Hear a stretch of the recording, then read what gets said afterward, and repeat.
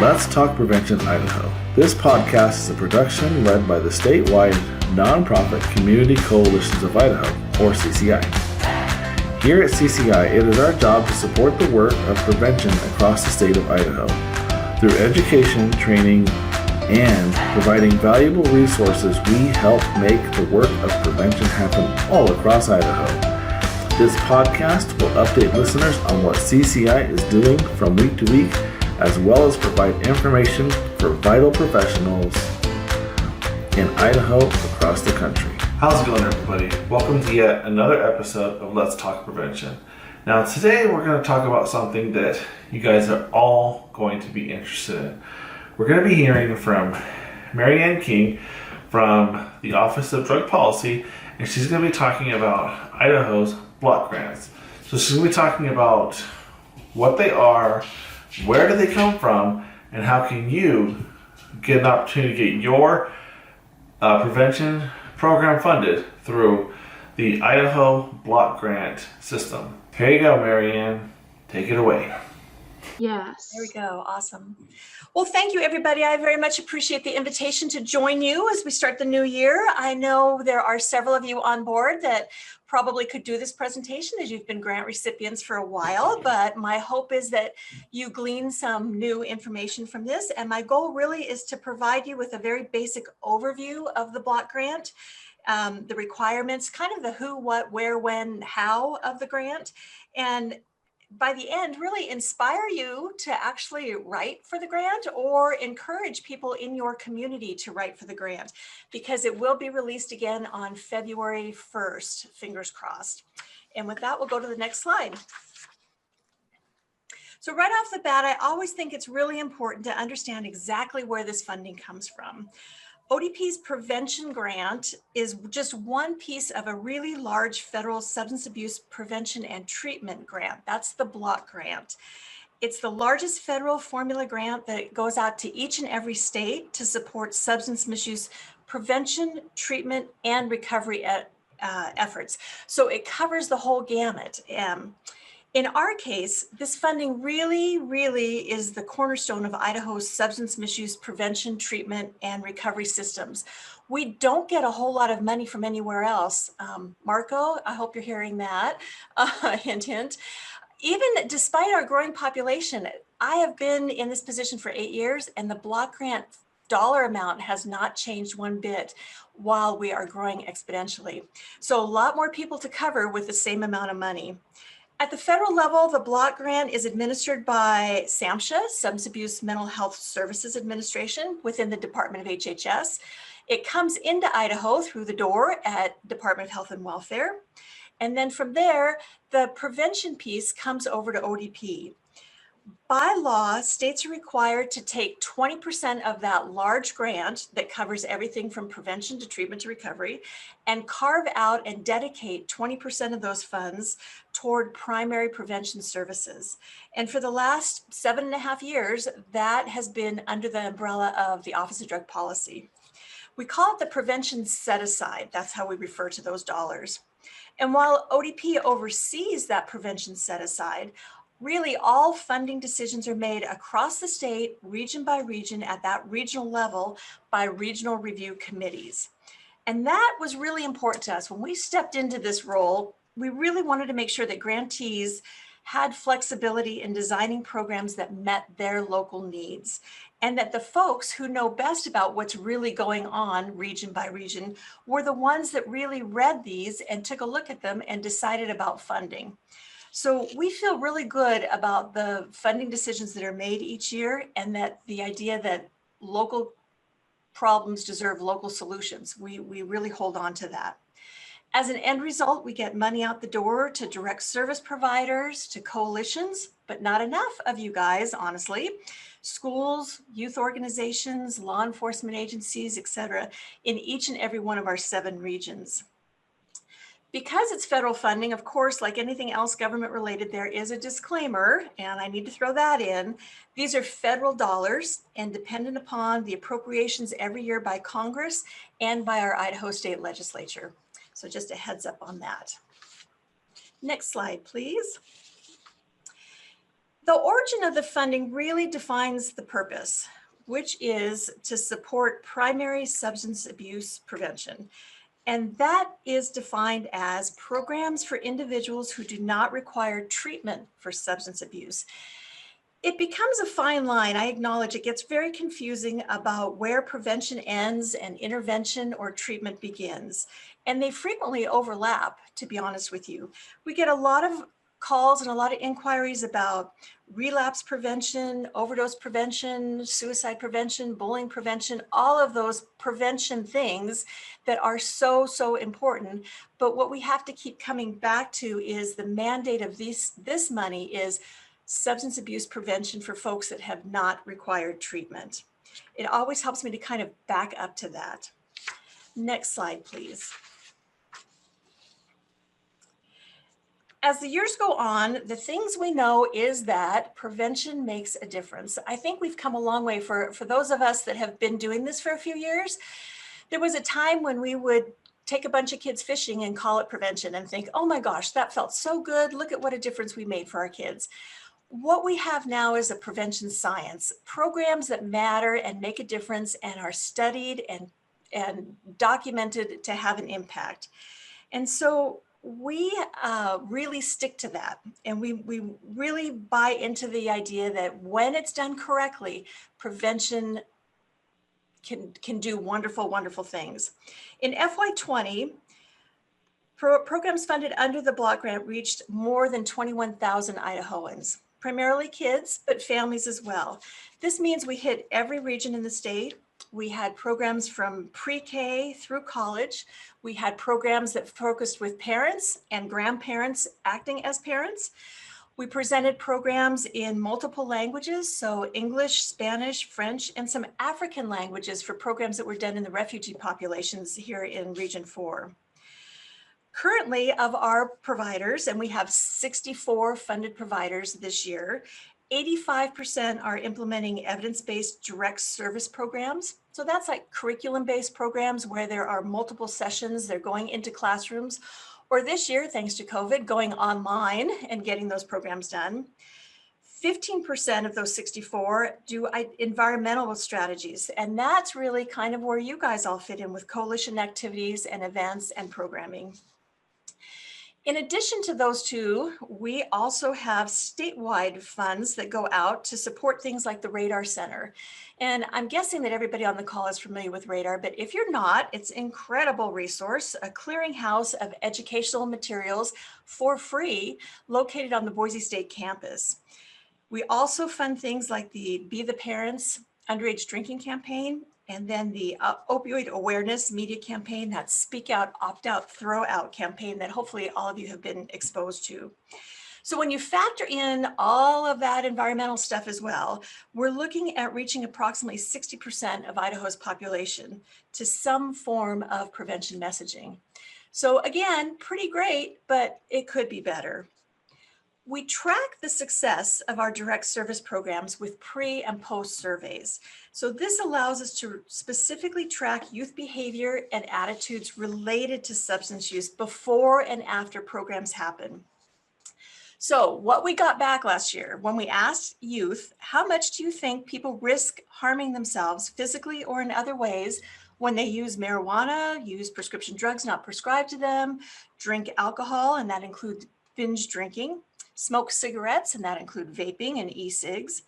The response from those pre-tests to the post-surveys all went in the right direction, with more of our kids saying there's a big risk at post-survey than at pre-survey, which is exactly what we wanted to see.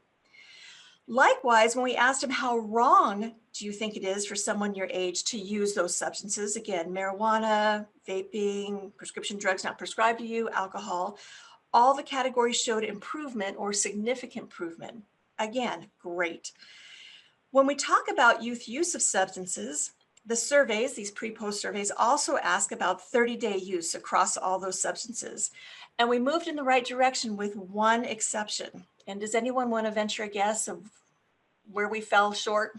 It wasn't vaping, but it was the prescription drugs. So for some reason, at the end of last year, the data worsened with more kids reporting prescription drug use at post than at pre. So while all that data and all that information gives us a lot to celebrate and to be encouraged by, it also continues to remind us that we've got a lot of areas of concern that we need to pay attention to. And honestly, Sharon, I think we'll see the same numbers for vaping in this coming year. I think it might have been just a glitch that we didn't last year. So good news and bad news. Next slide, please, Chloe. Probably the best success story that we have to point at in the argument about prevention focuses on youth alcohol use. What you don't see on this slide is the data from 2007, which would have been to the far left, where we were literally at 42.5%, so way up high there. So in that time span, you can see how we have continued to bring those percentages and that use down, and we're kind of staying steady, which is what we want to see. They reflect a lot of work and the tremendous work that you guys as prevention people all do in Idaho. The rates dropped tremendously in the past 10 years, and like I said, more importantly, it's staying down. So we like to always show that and kind of take a moment to say, thank you, it's working. What all you're doing is working. Next slide, please. So what does the current distribution of block grants look like? This will give you a rough idea. Some of those dots have multiple providers in that area, so it's not one for one, but you can get a little bit of idea of how the funds are dispersed. So the available funding equals approximately 1.8 million per year. And of that 1.8, 1.5 goes out the door to grantees across the state.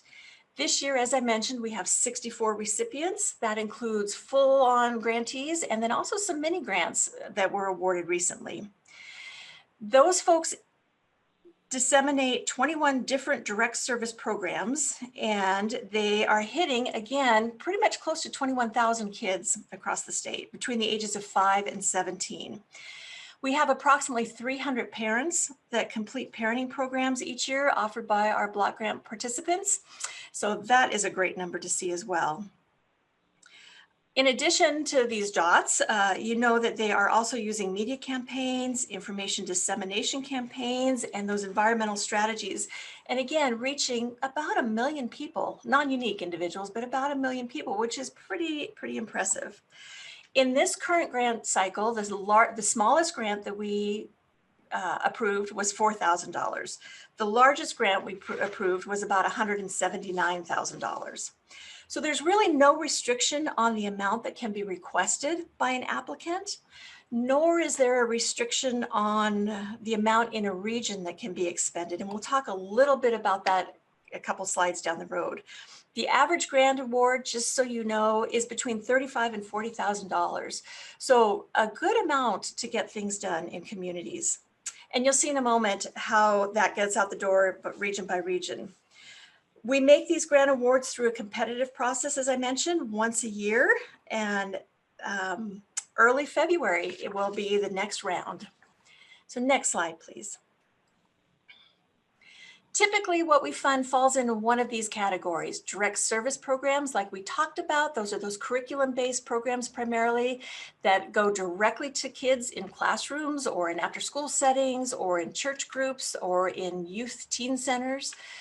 Community programs and activities, that's community organizations and coalitions like you guys that are working together to bring an entire army of folks together to reduce the impact of substance misuse community by community. And the common thread between that is that we really focus on evidence-based programs and activities. So again, the idea that these strategies have been vetted, that they have associated outcomes with them, and that they are included on national registries. So when applications come in, that's something we double check for to make sure that it's a program that makes sense for the community, for the identified problem, the local condition, but then also it's worth investing in because we know if we do it right, we're going to see positive things happen. Next slide, please, Chloe.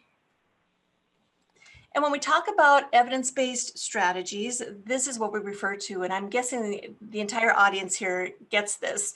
These are the approved CSAP strategies, and applications must demonstrate that they are suggesting programs or activities in these categories to be considered. And I won't go through that because I really do think that you guys know what all of these are. Yeah, I'm trying to think if there's anything that we really should probably talk about, but I think the important thing to know is by the federal government, ODP is required to demonstrate that we are investing money in each one of these strategies. So we can't just do all media campaigns across the state, and we can't just do life skills training and call it good across the state. We are looking for programs and practices that fit in every one of these strategies. And we know honestly that one education program is good, but one education program followed by a town hall event for parents, followed by open gym for kids on Saturdays, followed by a whole big buy-in from everybody in the community makes the biggest impact. So we really encourage applicants to get we call it a comprehensive array of services. So to think beyond the box and just not check one of these and call it good. Next slide, please. So that takes us to who should be applying. And my answer is always, all of you guys, all of you should be applying. Really, the only restriction that we have from the feds is that we are prohibited from funding for-profit agencies or organizations.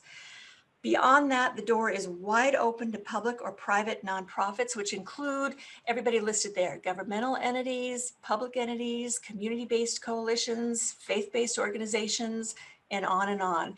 If you have any questions or concerns about eligibility, let me answer those. So give me a call and we can talk through that.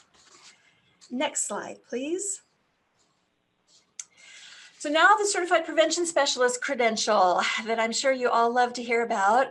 When ODP took on the administration of the prevention programs, we kind of inherited a workforce that really had all kinds of experience, all kinds of education, all kinds of expectations for the program, and on and on. And what we thought was important was to get everybody on the same page. So it really became a priority for us to introduce some workforce development and to set a bar so that we were confident knowing that people that ran with these block grant awards at least hit a minimum understanding of prevention science, and prevention ethics.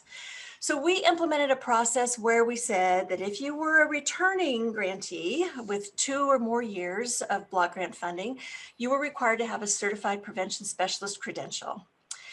The problem is we required that, and then we really gave no path forward to how to achieve it. And it was a challenge. And for all of us in the office, I didn't have a CPS when I started. I had to kind of try to figure out how in the world to get that done. So it meant, looking for things like the CATCA conference and looking for things like the training that you guys are doing month by month, which is awesome. And really kind of trying to cobble together the experience hours and the education hours that it takes to get a CPS. The good news is a couple years ago, Charlene actually had an idea of a learning management system that is finally getting near the finish line. We really hope, I think every time I talk to everybody, I'm like, well, next month, I think we're getting close. We contracted with Carlton Hall, which many of you know from CATCA, his old CATCA days, to create 8 courses for us that all map onto the Certified Prevention Specialist credential. And we will make them available on our website so that individuals that are interested can go through them at their leisure and then get the certification hours, the hours that will apply for certification. So hopefully that will make life a little bit easier. As long as we know that in good faith you are working toward that CPS, you are good. So I get a lot of questions from people saying, I don't have a CPS. Am I able to apply? And again, give me a call and let me know. It's been a process, and we're hoping that we're getting to a point where it's very doable in a couple years, that the end is in sight. If you were not a returning grantee, if you were a new grantee or didn't have continuous employment or continuous funding from us, then we had a provisional step 1, if you will, prevention specialist credential. And that was the completion of 2 programs, introduction to the prevention theory and then ethics. Getting that done gives you the authorization, if you will, to go ahead and apply for the grant. And again, I talked about the learning management system, so everybody please keep your fingers crossed, and let's hope that gets out the door much sooner than later. Next slide, please. So I mentioned February 1st a bunch of different times. That is when historically we have released our application. We did have to go out to bid for a new grant management system that was just awarded a week ago. We had a meeting this last week with the new software folks. So we will get that application form up and running. They say they can do it by February 1st. So by the 15th for sure, but I'm gonna try really, really hard to have that open up on February 1st. Applications are due March 15th. If we start on February 1st, we usually give 6 weeks to complete applications. They're reviewed by our review committees through May 1st. Everybody understands where they stand on June 1st, and then the grant period always runs July 1 through June 30th every year. So we run on a state fiscal year. Next slide, please. As referenced early, to ensure that we are getting funds out equitably across the state, we use a formula to decide how much funding is available region by region. And this is based on a base of $50,000 in each region. And then the remainder is based on the population factored in on top of that. So region by region, the total amount available is broken out like this. What happens is if, for example, Region 7 doesn't have enough applicants to even fulfill the 160,500 available, that funding will be moved to Region 6 and on. So we try very hard to cover the region that the funds are allocated for, but if we don't have the applications coming in, then that funding is reallocated to other areas. So hopefully that makes sense. We can fund activities to prevent substance abuse, period. No matter how hard we try with our block grant folks to open that gate a little bit more, they keep coming back to this. This is substance prevention dollars. But we know that primary prevention goes a long way beyond substance abuse prevention. So the programs that we invest in teach a lot more than just say no. They talk about resiliency. They talk about decision making.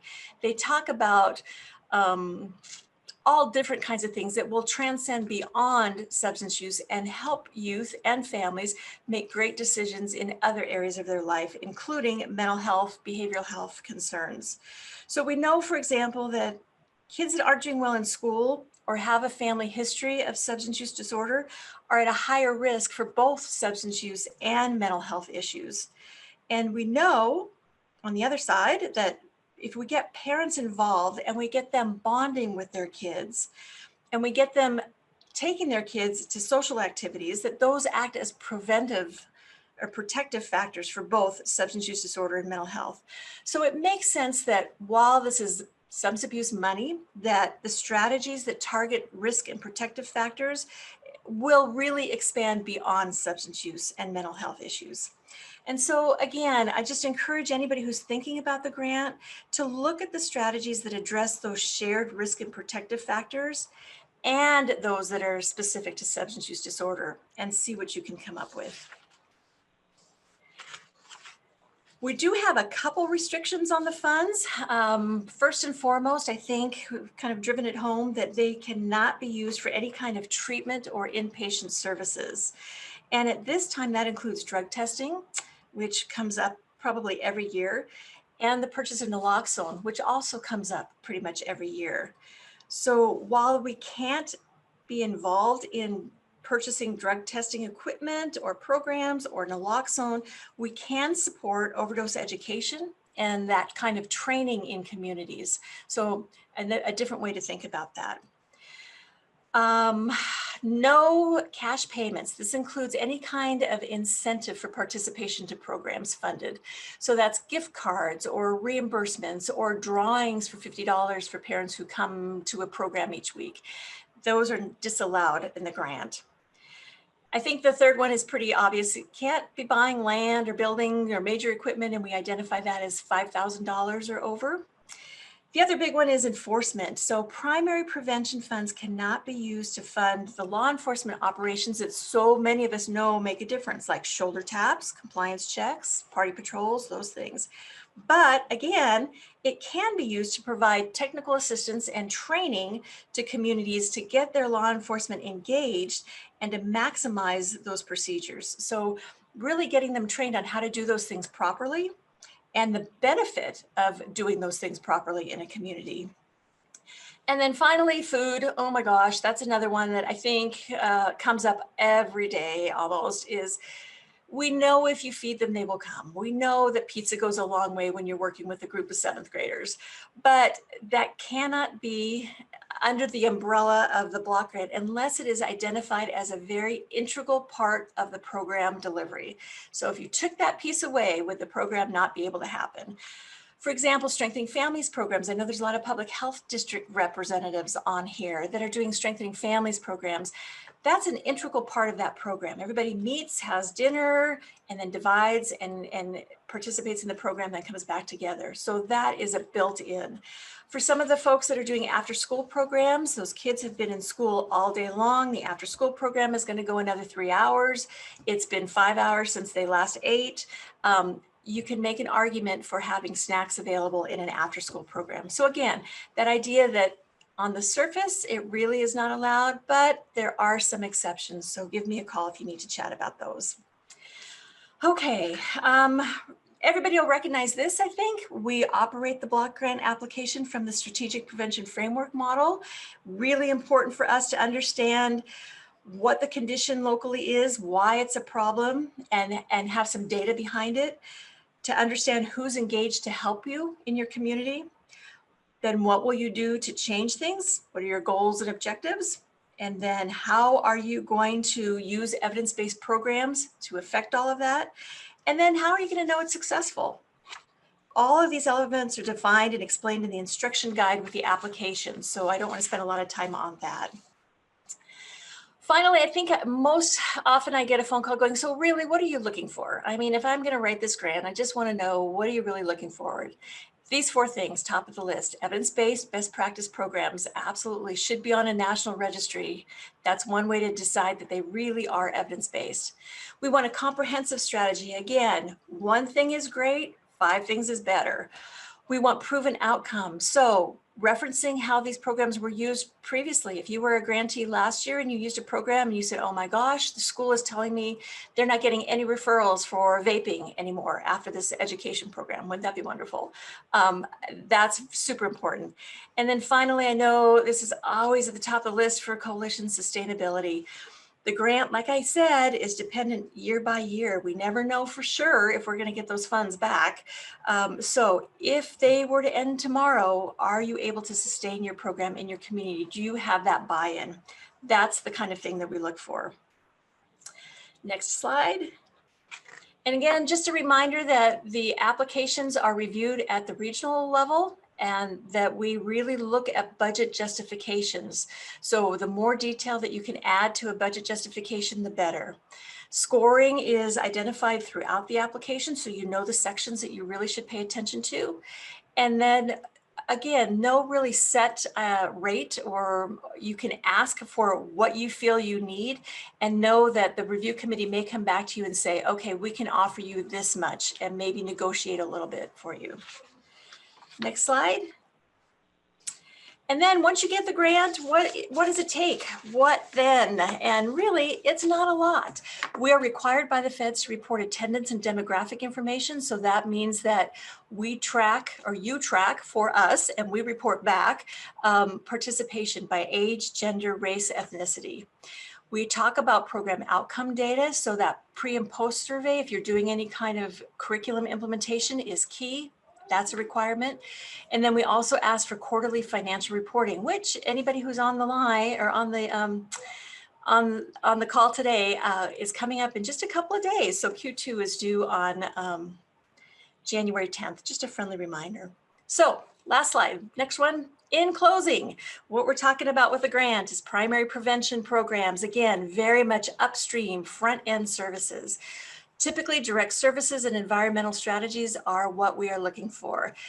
But as long as they're evidence-based programs and they fit in those CSEP strategies, we have some room to explore. We can fund public and private not-for-profit entities, no for-profit entities or organizations. Again, grant awards July 1 through June 30th. Application goes out in February. It'll be an online submission process, reviewed regionally, and then the reporting that is required and associated comes up every quarter. One final thing, the grant works on a reimbursement basis. And so it is not one of those grants where you get $10,000 and all of a sudden you get a check on Tuesday and say, hey, yeah. It's one of those grants where you say, okay, I got $10,000. I just spent 1,100 of that. I need that reimbursed. Then I spent 600 of it. I need that reimbursed. So it works on a reimbursement basis. So with that, again, my hope is that you have an understanding of the Substance Abuse Block Grant and what we are doing in the Office of Drug Policy. My bigger hope is that you really take it to heart about thinking, how can this help you accomplish the things that you want to accomplish in your communities? And who else in your community would benefit from this? So please send folks my way. I am more than happy to take phone calls, answer emails, have sessions with folks, and just send me any and all questions, and I'm happy to help you be successful in this in any way, shape, or form that we can. So with that, I am done. Thank you guys again. I very much appreciate the opportunity to talk about the block grant. All right, guys, that was some really great information from Marianne. Really appreciate Marianne for doing this podcast for us and giving us this information. Now, if you're here in Idaho and you have more information about how to contact Marianne or how to get on the block program, so if you're watching the video, down here. If you're listening to the audio only on the podcast, find it in the description for this podcast. All right, guys, till the next one, have a good one.